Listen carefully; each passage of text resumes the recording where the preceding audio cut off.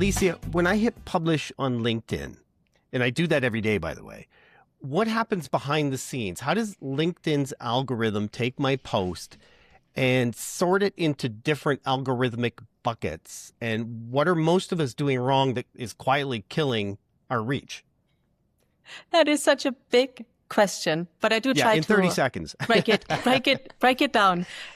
First of all, exactly as Fasana said, like I'm a LinkedIn guru, but I try to cut through the noise of LinkedIn gurus because I've worked at LinkedIn. So what I see as my job is there's so many people out there saying, this is what you need to do for the algorithm and this is how the algorithm performs, etc. But actually, nobody actually knows how the algorithm works, not even LinkedIn employees. When I was at LinkedIn, trust me, I tried to find out everything that I could and I wasn't. So right now, what I do is whenever I say something about the algorithm, I will only confirm what I know for it being true. So it came from LinkedIn. Whenever there's anything that we are not sure, but we assume, I will say so. So just as a heads up. And then in order to answer your question, LinkedIn, in your feed, the content that is shown is categorized in connected and unconnected content. So that means you see content that either comes straight from someone you are connected with in your network or from someone that you are not connected with, but LinkedIn thinks it is relevant to you and your persona and your interests, and therefore it is shown to you. Furthermore, each piece of content will go into one of the three buckets. The first one is a helpful insight, which is very broad, but it's basically all the general LinkedIn posts. Then there is a bucket that is career milestones. This could be an educational milestone, a change in your career, a change in job, a project launch, anything in that regard. And I get onto that in a second. And the third one is if you're hiring. So when you upload a job on LinkedIn, you get the option to post about it. This post would be a job description. Or if you put a normal post together and you talk about that you have an open position, LinkedIn also will understand the context of that post and put it into that bracket. That is important to understand because the algorithm performs differently for each of those buckets. So, for example, with the job one, that will definitely be pushed by LinkedIn because LinkedIn is an $18 billion global software company. They have different revenue streams and their biggest revenue stream is talent software. So when you post on LinkedIn about having a job available and you're looking for candidates, etc., that also indirectly helps LinkedIn to sell their software.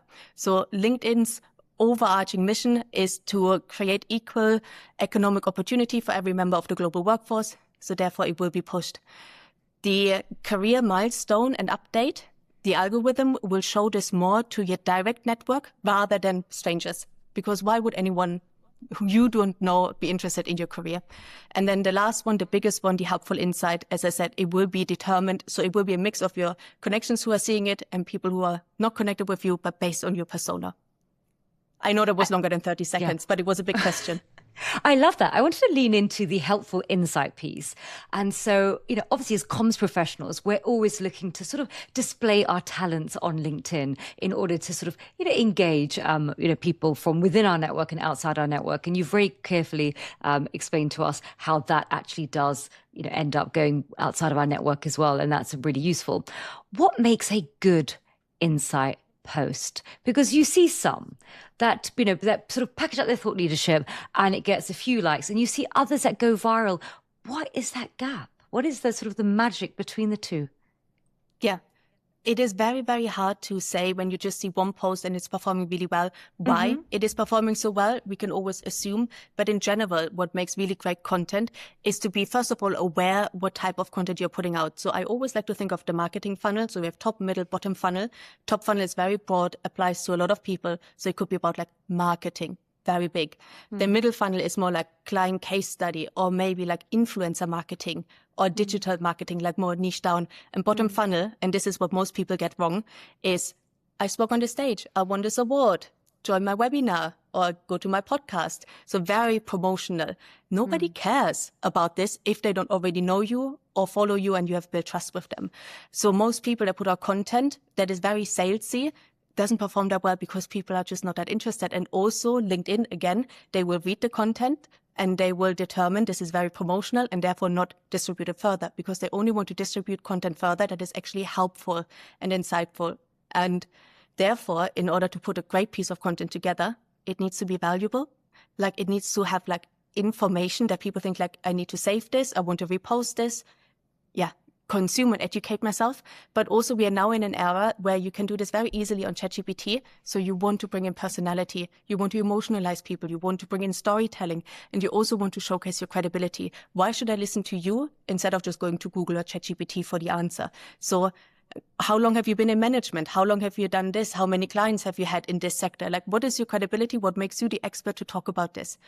I could talk about how to write great content for hours, but this is kind of like the essence: value, personality, and storytelling. Those are the three biggest parts that make a good post.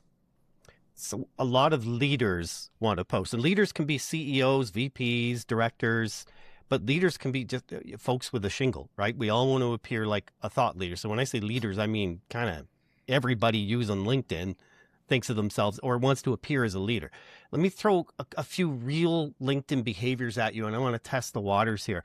First off, a lot of leaders don't post at all, should they? But when they do, I see a lot of CEOs posting, proud of my team today, kind of update stuff.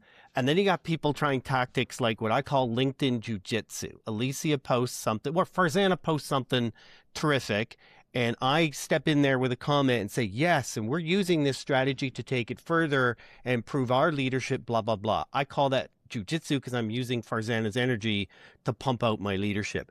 And then links, I got a loaded question here, links in the post. If I am trying to drive people to my newsletter or to my YouTube channel, do I put the link in the post or put the link in the comments, knowing that LinkedIn doesn't want people leaving the app and will punish my post for making people leave the app?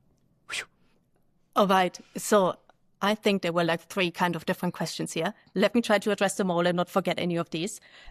Starting off with the first one, which is around just, should leaders post? Yes, absolutely. There are way too many leaders who are not visible, and they're losing out on actual revenue, for like lost out on talent, lost out on trust with existing customers, new customers, shareholders, so many aspects. So in today's world, not choosing to make yourself visible is actually a signal. Like that is a stance you're taking. So we are expecting leaders to be visible. So you have to show up.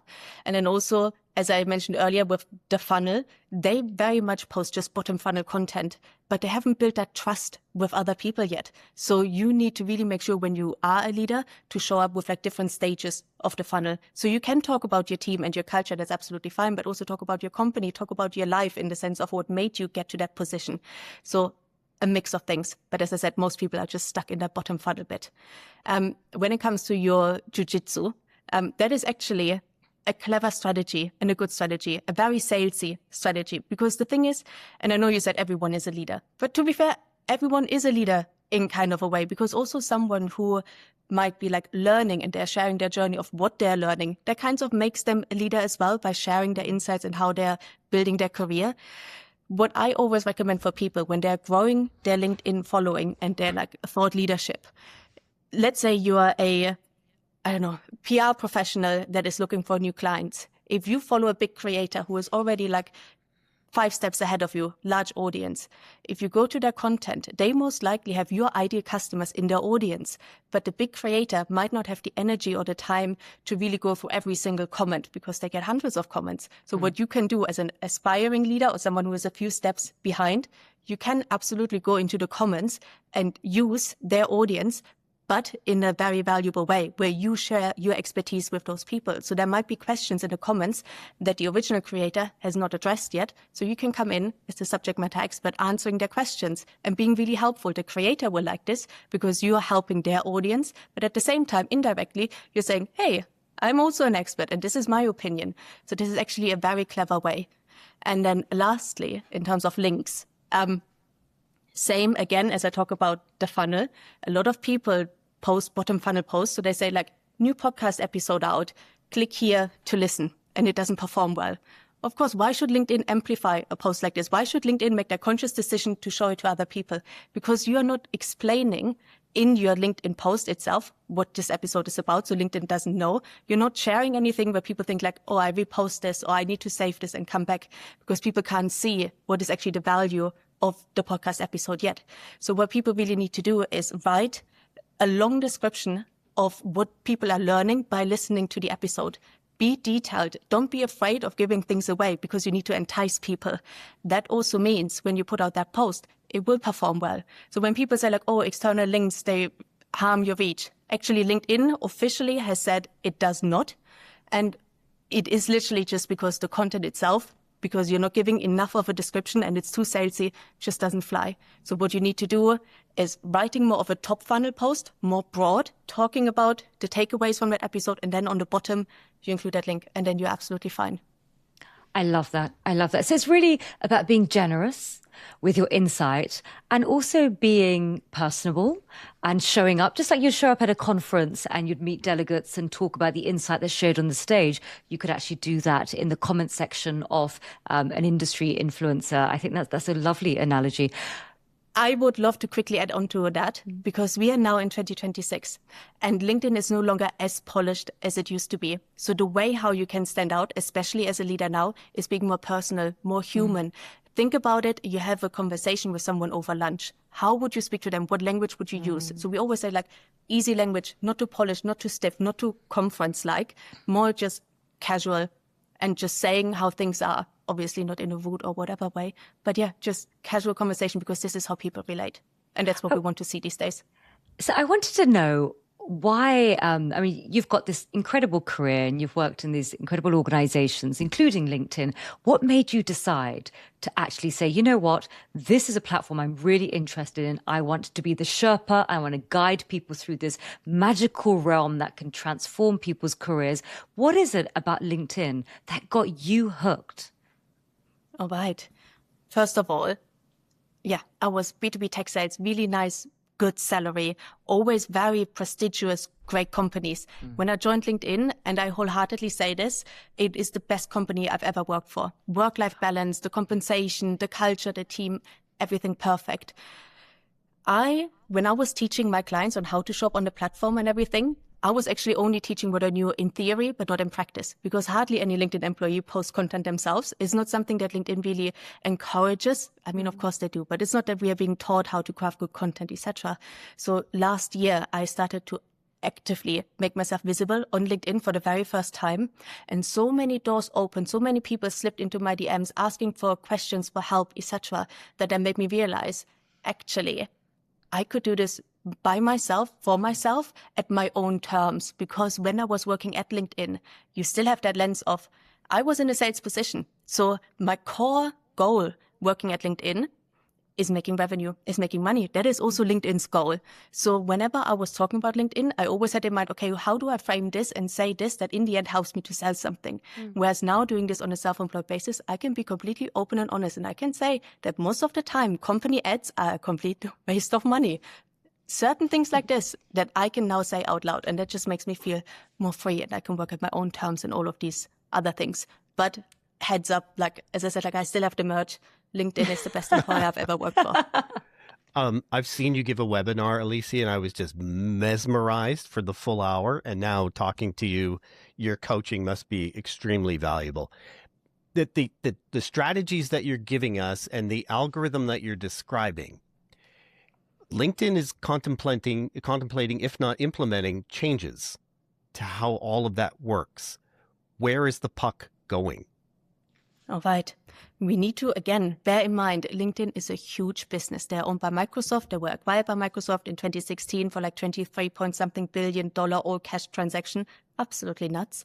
But Microsoft obviously has shareholders, and they need to make sure they provide sustainable revenue long term. So LinkedIn is looking into the future. They're thinking about who is entering the workforce sooner than later. So we have Generation Z, we have Generation Alpha, the younger generation. They're grown up in a different way. They grew up with social media, but also they expect a lot more personalization. They expect a lot more entertainment and rawness. So now the platform is shifting a little bit away from the boomer mentality, even millennials, that is so polished, because we want to see the raw humans. We see this with TikTok, etc. So LinkedIn tries to stay relevant with the other social media platforms, because in the end, again, LinkedIn also has a huge ad spend. So companies, the Nikes, the H&Ms, etc., like they currently do all video and do this and that, like that really connects and community with their customers. LinkedIn needs to jump onto that train. So the platform is shifting, in my eyes, in two big ways. The first one is it's getting more and more hyper-personalized. We already had a big algorithmic change where LinkedIn's LLM moved from this network-based distribution to a more persona-based distribution. Network still plays a role, but what happens now when you scroll on your feed, within milliseconds, LinkedIn sees what content you engage with and will show you more of this. If you watch a dog video, you get lots of dog videos, not on LinkedIn, but you get the concept. So that's one aspect. So it will be more and more personalized. Whether it's good or bad to be in your own persona bubble, it's a whole other conversation. But then on the other side is video content. So right now, we don't want to embrace change. We don't want to have videos. LinkedIn is like text-based only, etc. However, again, the younger generation, they want video. So LinkedIn they used to have a separate video feed. In the US, it's still available. In the rest of the world, it got scrapped. Again, I can go into a lot of detail on why, but it might take too long. But anyhow, they are working on a video LLM that understands the context of your video, same as with TikTok and Instagram Reels, so that when you watch a video, it understands who you like and what persona you want to see more of, so that in the video feed, you get more and more relevant content shown to you. That new LLM is not ready yet, but once it is ready, it will be rolled out. And then I assume there will be a huge push towards video. I know LinkedIn currently, they scrapped the video feed because the adoption wasn't great, but that is so many reasons why it is not set up properly. But basically, it didn't work. It was too manual. It was unsustainable. So they scrapped it. But once they have it readily available with the new LLM, it will come back. Fantastic. And do you wonder why some people are hesitant to actually be visible on LinkedIn? I was with somebody last night and they incredibly smart, insightful, successful, and they were almost afraid to be on LinkedIn, afraid of being judged, afraid of, yeah. Like, what advice would you give to those people who are listening, who know that they're meant to be on LinkedIn? It's good for their career. They understand it all. They get it. They're smart. They're insightful. But there's a psychological barrier. Yeah. Have you come across these people, and what would you say to them to encourage them? So first of all, a lot of people hide behind saying, oh, it's all like PR sensitive and I don't want to say something wrong. Or they say like, oh, our marketing team or legal team, they're very careful with what you're saying, our comms team. So they don't want to even start embracing it because they're just too scared of saying something wrong. But then on the other hand, a lot of people, and I would like to say it's the majority, they find LinkedIn very cringe. And they're just scared of putting themselves out there, scared of being seen and perceived. And also the cringe aspect is oftentimes just because we see a lot of this self-promotional content that now is changing slowly. And I try to really advocate for that change. What I always like to give is the analogy of the Cringe Mountain. So in order to get to the land of desire, so more success, more clients, better talent, whatever your desire is, you have to climb the Cringe Mountain, which is basically publicly being seen, trying, putting out content that when you look back, you think like, oh, why did I put this out? Anyone who is with you climbing that Cringe Mountain, they will cheer you on. They will support you because they know how it feels and how tricky it is to figure things out and the algorithm and all of these things.